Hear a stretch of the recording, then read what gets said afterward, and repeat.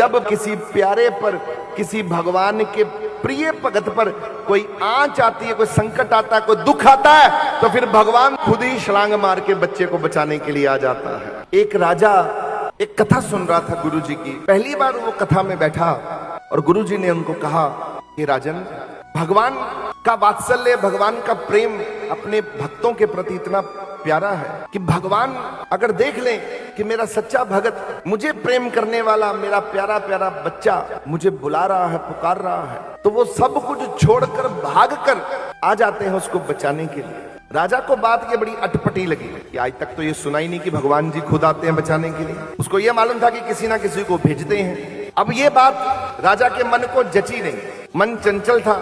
उठ के गुरुजी से पूछ लिया कि गुरुजी, ये जो आपकी बात है ये मन पे जाके लगी नहीं। पहली बार सत्संग सुनने के लिए आया पर यहीं अटक गई सुई कि भगवान अपने भक्तों को बचाने स्वयं आते हैं, कहीं देखा ही नहीं। पड़े भी आप प्रभु इसका प्रमाण दे दीजिए, ये सत्य नहीं है कथा। बोले राजन, तुम्हारे दरबार में चल के तुमको समझाते हैं, भरी सभा में प्रमाण देंगे।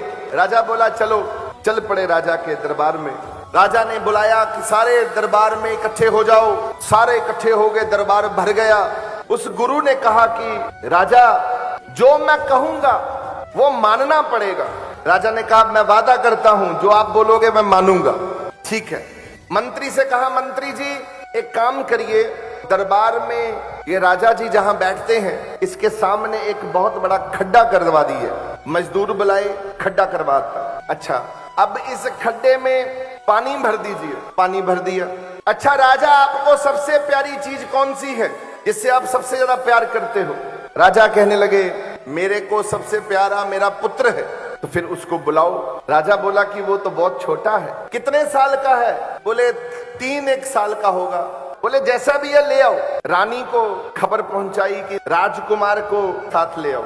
अब राजकुमार को उठा के लेकर आए। संत ने कहा कि राजा मैं पकड़ सकता हूं इसको? राजा बोले हाँ पकड़ सकते हैं। सबसे प्यारी चीज यही है आपकी? बोले हाँ, इससे ज्यादा प्यार मुझे किसी से नहीं है। बोले ठीक है। उस बच्चे को देखा और पानी में फेंक दिया ऐसे।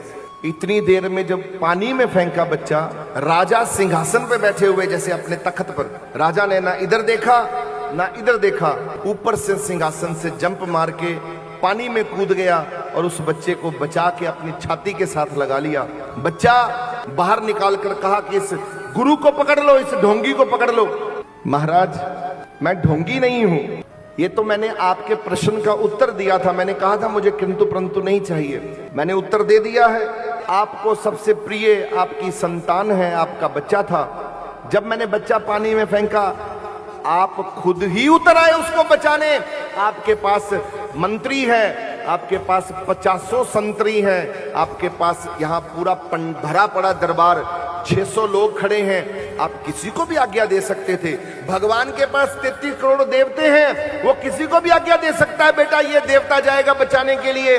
पर जब किसी प्यारे पर, किसी भगवान के प्रिय भगत पर कोई आंच आती है, कोई संकट आता है, कोई दुख आता है, तो फिर भगवान देवताओं को नहीं भेजता, खुद ही छलांग मार के बच्चे को बचाने के लिए आ जाता है। खुद ही बचाता है सबको। और आपको कितनी बार बचाया है महाराज जी ने? कोई एक बार? हमारे राजा ने, राजन के राजा ने, महाराजन के महाराजा ने 50 बार बचाया होगा हमको।